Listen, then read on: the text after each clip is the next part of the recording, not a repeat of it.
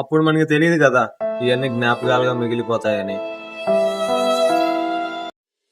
Happy independence day అందరికి. School life చాలా బాగుండేది.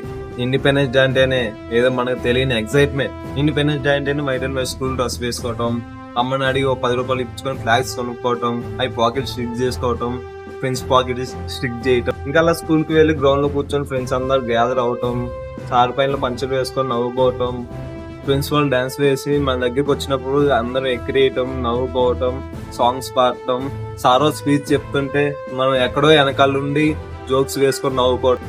అంతా అయిపోయా చివరిలో లడ్డు ఇస్తారు. ఆ లడ్డు కోసం చాలా మంది వెళ్తారు. మీలో ఎవరైనా ఉంటే కామెంట్ చేయండి.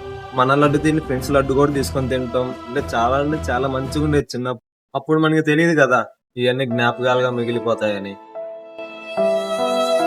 ఫ్రెండ్స్ ని వాళ్ళు చేసే అల్లరిని అన్ని అన్ని జ్ఞాపకాలు మిగిలిపోతాయని అప్పుడు మనకి తెలియదు కదా.